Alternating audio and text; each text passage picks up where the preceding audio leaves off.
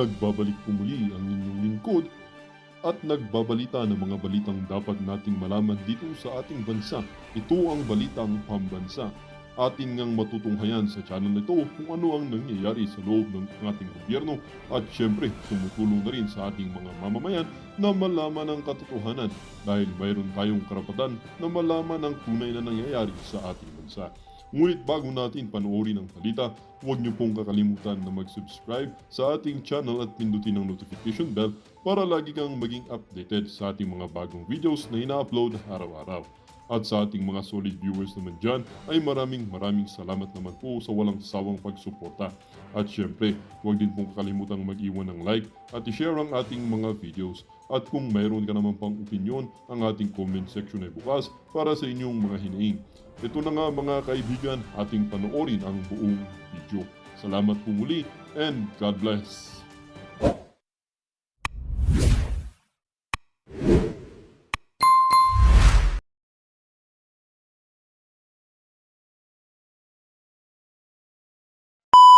Ito po, unahin natin itong demandang kakaharapin ni PRRD. Nirereklamo po siya ni Torre. Mamaya pag-usapan natin na ang PDP po ay pinapasok ng mangga. Okay? Mamaya po yan. Sinampan na reklamo si dating Pangulong Duterte kaugnay ng sinabi niya tungkol sa pagpatay sa 15 senador. Pero ang kaalyado ng mga Duterte minaliit ang reklamo. Wala raw yang legal na basihan. Nasa frontline ng balitang yan si Camille Samonte. Patayin natin yung mga senador ngayon para mabakante. Alam mo nung sinabi to ni PRRD, sabi ko, eto na naman, sasakyan na naman to ng mga bobo. Sinakyan nga ng mga bobo. Ay, nako. Alam mo, basang-basa na natin eh. Binanggit ko to sa SMNI kasi nung nasa SMNI kami may programa kami natapat sa speech ni PRRD kaya naman nilive po namin yan. Yan po sabi ko, ay, ang galing talaga ni PRRD pero sabihin nyo, maglalabasan na naman yung mga isip bata, yung mga bobo, at saka yung mga uhuging iyakin dyan. Tingnan mo, ito sinabi ni PRRD. Ito na sila, naglalabasan ng mga animal.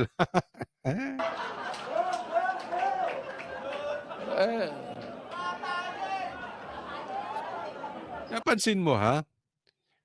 Medyo pangit pa ang sound system ng PDP. Pero pansin mo, nung nagsasalita si PRRD, grabe ang participation ng crowd. Talagang nakikinig, nagtatawanan, pumapalakpak, sumisigaw. Talagang into PRRD speech po sila. Hindi katulad ni BBM. Parang parang bayad. O kaya parang mga pulis lang talaga yung nakikinig kay PRRD dahil pinagsuot ng uniformeng pula yung mga pulis. Kawawang mga pulis kay BBM talaga. Pero dito kay PRRD, iba talaga nakikinig po. Lalo na kung maganda-ganda ang mic nila dito, ay, mas maraming nakikinig. Kung makapatay tayo ng mga 15 na senador, pasok na tayo lahat. Ang kontrobersyal na pahayag na yan ni dating Pangulong Rodrigo Duterte noong Huwebes. Ang dahilan kaya siya ngayon sinampahan ng reklamong inciting to sedition. Ito na si Buang talaga ito. Hindi po mura yung Buang parang stupido lang. Buang talaga ito si Torre. Lahat na lang pinatulan nito. Ito yung mama na pati heartbeat may nadidinig sa ilalim ng lupa. Alam mo, grabe ang guni-guni ng mama na ito. Palagay ko ito'y nagpapatawas. Naniniwala to sa guni-guni. Naniniwala to sa maligno. Ito yung taong nagsabi na tumagos si Pastor Kibuloy. At may naririnig na heartbeat. Kaya naghukay. Ganun po ang klase ng utak ng mama. Isipin mo, bibiyakin mo, pasasabugin mo. Sabi, pasasabugin pa raw yung katedral. Tapos, sabi, huhukayin mo yung simento dahil may nahiririnig na heartbeat. Ganyan po yung klase ng pag-iisip na itong mama na ito. Ewan ko, baka ito may nakikitang maligno sa bahay nila. Hindi ko alam kasi yung mga ganitong pag-ano, yan yung mga taong kung ano-ano ang nakikita, nadidinig. 'Di ba? Isipin mo heartbeat. Ngayon naman, si Dishon naman kay PRRD, pambira, mahina talaga ang ano nito. Mahina talaga ang pagkatao nitong mama na ito. Oh, Jesus. at unlawful Pero Diwata, Tore, talagang nangingitim ka ngayon. Hindi ko maintindihan. Ba't ganyan na talaga kulay mo? Maitim din naman ako pero hindi ganyan no? Talagang nagiging hawig mo na si Diwata, ha? Oh. utterance. Inihain niya ni PNP CIDG Director Major General Nicolas Torres sa Department of Justice. Bagong Pilipinas na eh. Ano ba yung bagong Pilipinas? Naguhukay maghanap ng heartbeat? Yan, yan ba ang bagong Pilipinas, Tore? Pambirang mama ito. Kaya nga meron ako nakita sa Facebook no? Kayo sumagot, do you agree doon sa nakita ko sa Facebook na ito raw si Torres the most hated man in the Philippines? Di ba? Dahil sa guni-guni mo, ginulo mo ang buong KOJC. Dahil sa guni-guni mo ngayon, guguluhin mo yung buong pagkatao ng ating dating presidente. Pambihirang mama ito. Grabe pangarap nito.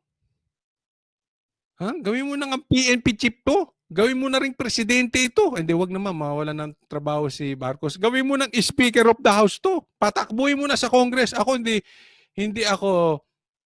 sasabihin ko sa inyo, tatakbo ito.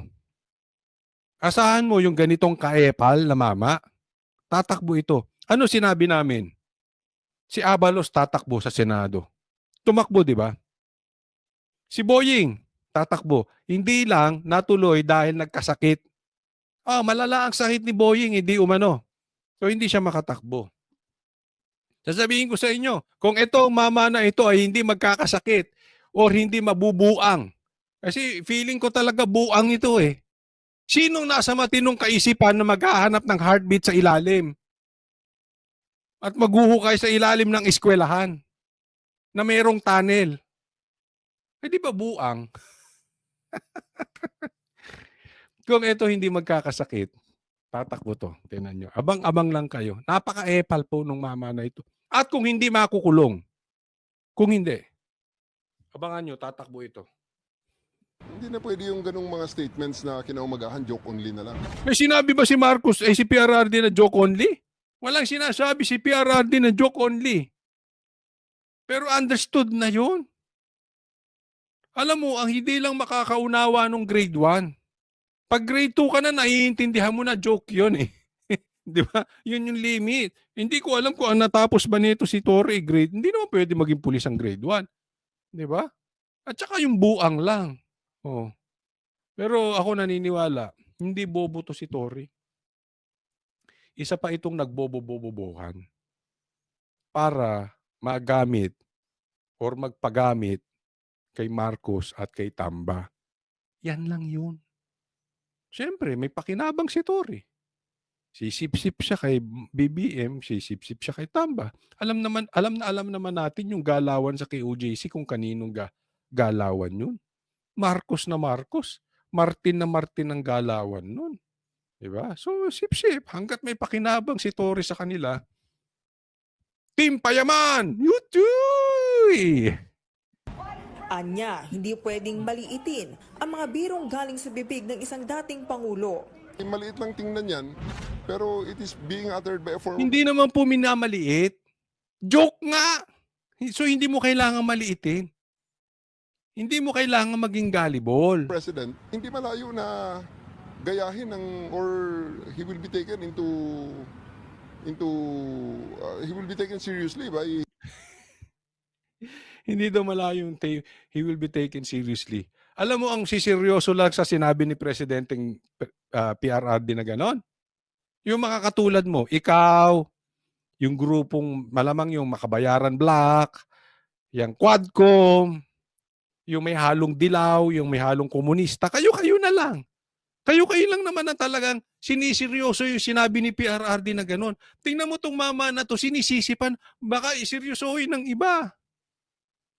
Laka naman. Kayo ni Marcos ang sumiseryoso noon. Oh, di ba? Nahuhuli kayo sa sarili ninyong bibig. his blind supporters.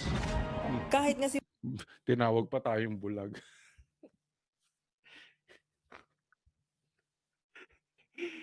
Blind supporters, tinawag pa kaming bulag. Eh sino sumiseryoso, yung blind supporters ba o kayo?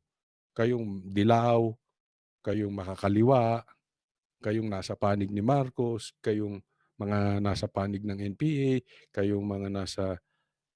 Kung ano, yung grupo nyo dyan, nag-tandem eh. Lahat ng talunan nag-tandem dyan. Alyansa ng mga talunan niya. Ay, naku. Pangulong Bongbong Marcos, pinatulan ang sinabi ni Digong. Hirit ni Diba sinong sumiryoso, Torre? Yung blind supporters ba na sinasabi mo o yung presidente mo? Sip-sip ka kasi masyado, Torre. PBM. Mukhang takot lang si Duterte sa mga manok ng administrasyon. Siguro, kanina wala silang pag-asa, kaya papatay na lang sila ng 15 na senador. Tingin naman ng National Bureau of Investigation, BBM, ikaw walang pag-asa. Hindi ka na makakaahon dyan sa droga. Eh paano? Ayaw mo magpa-drug test. Anong iisipin ng taong bayan sa'yo? Di adik. Oh.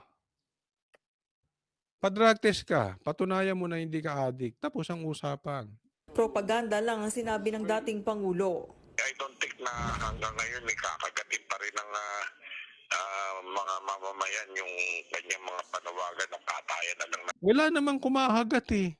Sabi ko nga yung grupo lang nila Tory, mga makakaliwa, sila BBM, Dilawan, yan, yung mga nagsasanib-sanib na yan. Patayan. Tinabla naman siya agad ng Eto mga mga ito. mambabatas. Mga sip-sip to eh. Mga sip-sip to kay Tamba. Yayaman na siguro na itong mga to. No? Ako lang naiisip ko, ano na kaya ang mga kotse na itong mga ito? Ilan na kaya ang bahay nito? Ilan na kaya ang girlfriend nito? Hindi, ako napapaisip lang ha. Hindi tayo nagbibintang. Pero ang yayaman na itong mga ito.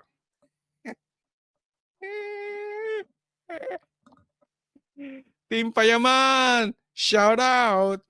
Whether it's a joke or not, you are not allowed to say things about killing other people. This is coming from someone who has admitted to previously killing before. Kung si Justice Secretary Boying Rimulya Boying, kita nyo, nangangayayat na. Kung walang sakit to, tatakbo ring senador to. naman ang tatanungin, mas mabuti raw kung mga senador talaga ang magrereklamo. The senators themselves. Yung mga quadcom na yun, yung mga yun, napakaiyakin. Hindi naman silang sinabihan ni PRRD. Napakaiyakin, napakabalat sibuyas na itong mga politiko natin. Hindi ko alam kung politiko ba ito o babae. Hindi ko maintindihan eh. I have nothing against sa mga babae. Kaya lang, ano ba sabi ng batas? Huwag kayong, huwag kayong balat sibuyas. Complain, then we have reason to act on the matter. Kasi syempre sila yung sila yung endangered ng ganong statements. It can possibly have a ripple effect. Ayon naman kay Senator Minority Leader Coco Pimentel, hayaan na lang ang DOJ at NBI na gawin ang kanilang trabaho. Ang isang tao na obses sa usapin ng kamatayan at pagpatay ay isang nakababahalang senyalis ng isang seryosong personality disorder. May pitik Ang pa to si kaalyado Pimentel. naman ng mga Duterte May na si pitik dating pa to President. buwisit. Ang kaalyado No? May pitik pa si Pimentel. Sige, magtanga-tangahan kayo pare-parehas. naman ng mga Duterte na si dating presidential spokesperson Salvador Panelo bumanat kay Torre. Isaan niyang Torre, nakaignorantehan ang general. Wala rin daw saysay ang reklamo ni Alam mo, may pagka-ignorante nga yung banat na yun. Kasi ang pulis, may intel yan. Alam mo naman talaga kung nagbibiro ang tao o hindi. Pangalawa, wala talagang threat pag ang tao nagsalita. Kadalasan, pag ang tao ay may gagawin, hindi yan mananakot. Ay, papatayin kita. Oy, bubugbugin kita. Hindi. Biglaan niya magugulat ka. Hindi pwedeng ganito na nag-a-announce. Isipin mo, in-announce niya. Sa rahat. Ang daming tao doon, libo-libo, nandoon kami. Umalis lang kami para mag-show ng Banateros sa SMNI. Alam namin kung gaano kadami doon. Andoon ang mainstream media ang kakampi ni Marcos. Andun din ang kalaban ni Marcos na mainstream media na SMNI. Ibig ko sabihin, diyan ba naman, hindi kayo makapag-isip na iyan ay biro? May katatangan nyo ba naman talaga naman kayong mga tao kayo? Anong nangyari sa Pilipinas? Talaga bang hindi kasi ako naniniwala na naghihirap ang taong bayan dahil ay nabobobo ang taong bayan dahil sa kahirapan, walang makain. Pero 'tong mga politiko na ito, mayayaman naman ito. Bakit parang naging bobo? Eh, marami namang kinakain yang mga 'yan. Sa katunayan, pati hindi nga kanila, kinakain nila, eh. 'Di ba? Busog naman yang mga 'yan, eh. Busog na busog yang mga 'yan. Bakit ang tatanga ng mga politiko natin ngayon, hindi ko maintindihan. Ito, kulang daw ito sa legal na basihan at katawa-tawa. Giit pa ni Panelo, hindi gaya ni Torre, may common sense at alam daw ng mga senador ang anyay Duterte joke. Maituturing nga raw na papuri sa mga pambato ng administrasyon ang sinabi ng dating Pangulo. Gusto lang daw bigyan diin ni Duterte na malakas at mahirap talunin ng mga senatorial candidate ng administrasyon. Nagbabalita mula sa Frontline, Okay. Camille Samonte. Next po tayo, News next 5. tayo. May papakita ko sa inyo, ha? Okay, eto papakita ko sa inyo. Wag naman sana ganito kasi halalan, halo-halo na ito. Nagtatayo ng alyansa na pinagsasama-sama. So, andyan po si Attorney Vic, Senator Bongo, Marcoleta, Amy, Attorney Hinlo, Bato, Philip Salvador, Francis Tolentino, Montemayor, Tito Soto, Ping Lacson at Gringo Honasan. Bilangin ko yung nasa PDP. 1, 2, 3, 4, 5, 6, 7. So, ibig po sabihin nito, kasi ito'y pinaghalo. Okay? Pinaghalong PDP at iba. Anong ibig sabihin nito? Wag po magagalit yung mga taga-PDP, ha? Ayaw ni PRRD nito. At an early, maglalaglagan kayo. Tinanggal nyo dyan si Attorney Jimmy Bondoc. Tinanggal nyo dyan, wala dyan si Pastor Kibuloy. Sino pinalit nyo kay Pastor Kibuloy? Si Amy Marcos? Mangga yan? Ayaw ng PDP. Ayaw ni PRRD. Ayaw ng DDS kay Amy Marcos. Marcos yan, eh. Oh. Anong gusto nyo? Nilaglag nyo si Attorney Jimmy Bondoc? Palitan ni Francis Tolentino? Nilaglag na nga, lumipat na nga yan. Wala nang ang loyalty yan si Francis Tolentino na yan. Lumipat na nga yan, eh. Nasa kampo ni Duterte yan. O dahil sa pera-pera, hindi ko po sinasabing bayaran si Tolentino, pero definitely ang malakas ang makinarya. Hindi mo kailangan gumasto sa kampanya. Pag nandoon ka sa doon sa team sinusuka. 'Di ba? Bakit nagkaganito? Sino pa ba tinanggal dito? Yun lang naiisip ko, eh. Pero 10 kasi sila, eh. So 3 yung natanggal. Ay, 4. Ay, hindi, 12 ito. 1, 2, 3, 4, 5, 6, 7, 8, 9, 10, 11, 12. Bilangin ko ulit, PDP. 1, 2, 3, 4, 5, 6, 7. 7. 3 nga nawala. Sino pa yung isang nawala? Hindi ko maalala kung sino pa yung isang nawala dito, eh. Pero ito'y bastusan po ito. Alam mo, ang pagboto dito sa team na ito ay pagboto sa impeachment.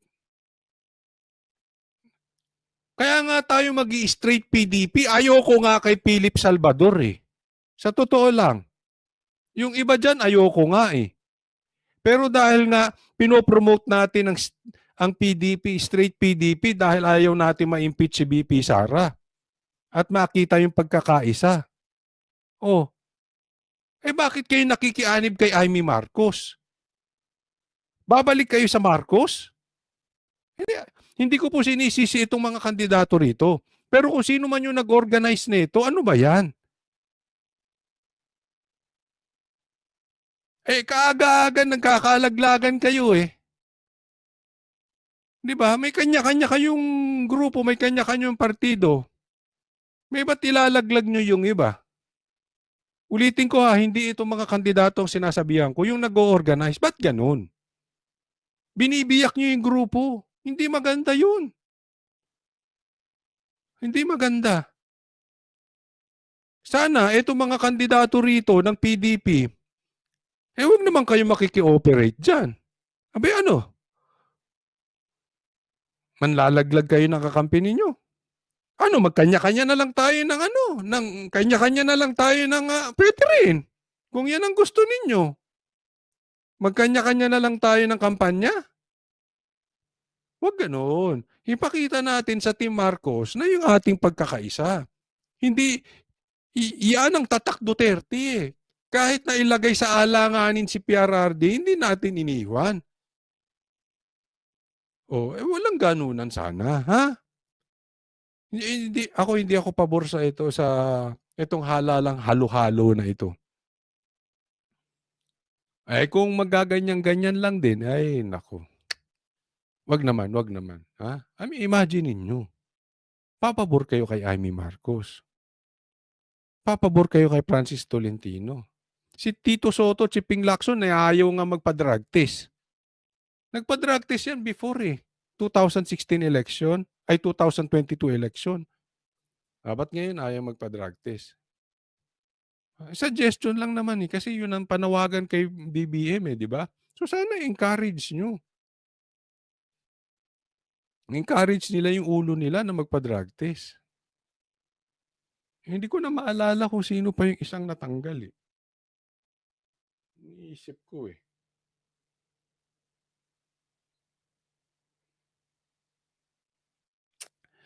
But anyway,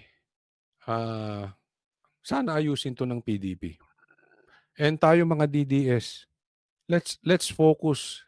Huwag tayo magkakanya-kanya. May mga supporters na sarili si Atty. Vic, si Bongo, Marcoleta, Bato, Pastor Kibuloy, Jimmy Bondoc. Huwag tayo magkanya-kanya. Tayo magsama-sama. Huwag nating gayahin yung ugaling Marcos. Nangampanya sila ng pagkakaisa, nangampanya sila ng magkahiwalay. May naka-red, may naka-green. Hindi pa man nagsisimula, biyak na. Huwag natin gayahin si Marcos. Hindi pa nga tayo nagsisimula Dapat tayong manindigan laban sa mga buhaya.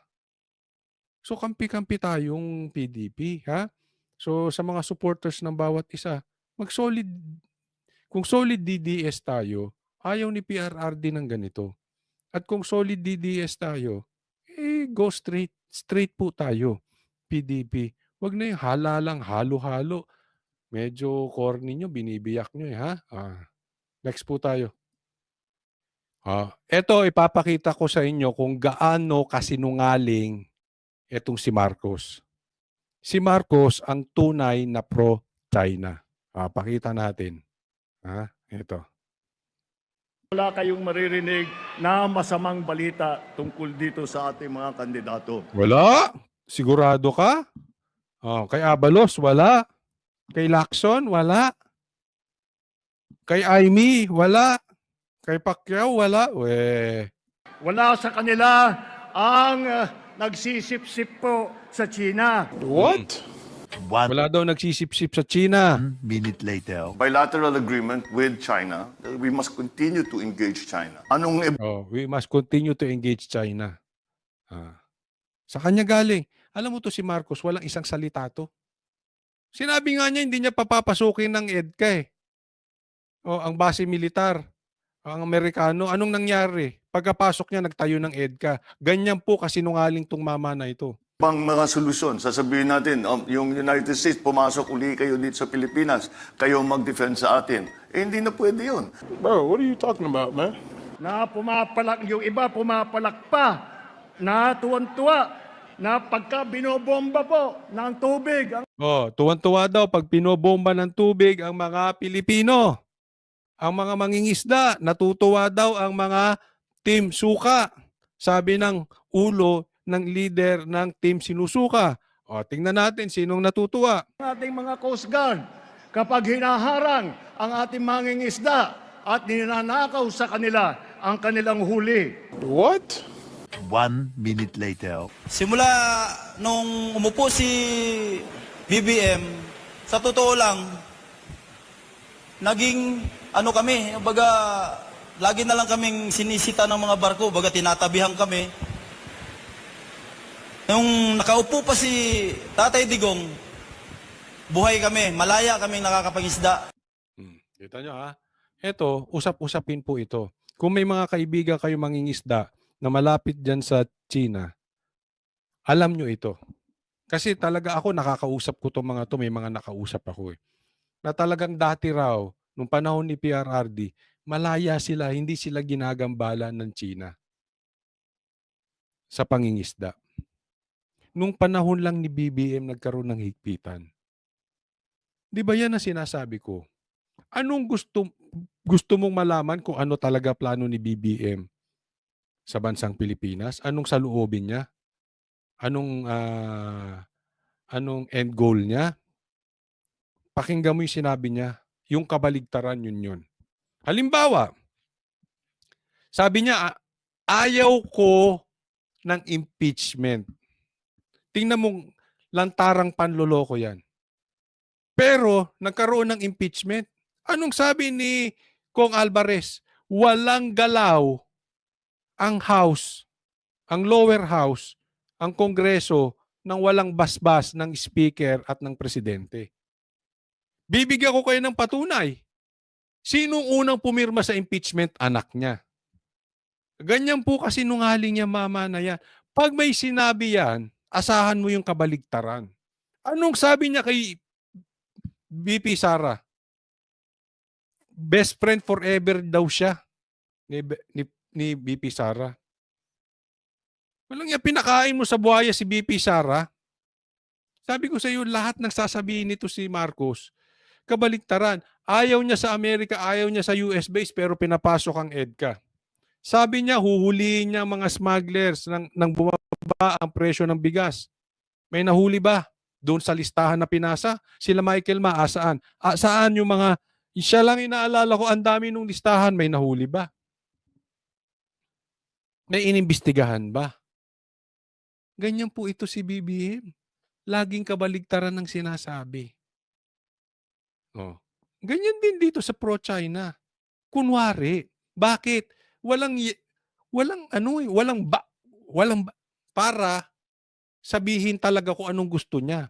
Gusto nitong si Marcos ang impeachment. Wala lang siyang balls para sabihin na gusto niya ng impeachment. So kunwari ayaw niya. To si Marcos gusto rin sa China. Wala lang balls para sabihin na gusto niya ang China. Isipin mo, bakit kontra ang China sa mga mangingisda ngayon na hindi naman ako kontra nung panahon ni PRRD, malayang nakakapangisda ang ating mangingisda, ngayon hindi na. Marcos is a fake person. Pag sinabi niyan, baliktarin mo, yun ang mangyayari.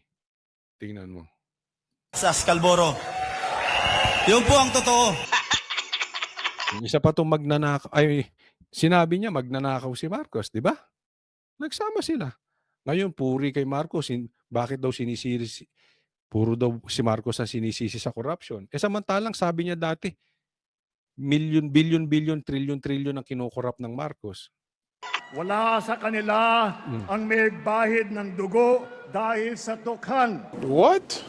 1 minute later. Walang bahid ng Enrile dugo would give a na qualified admission dahil sa that human tukha. rights abuses were committed, not just against those who sought to oust President Marcos, but against opposition leaders and even journalists. So you're acknowledging that there were human rights violations? Are you acknowledging that there were human rights violation? Ha? Sumasang-ayon ka na merong human rights violation nung panahon ni Marcos?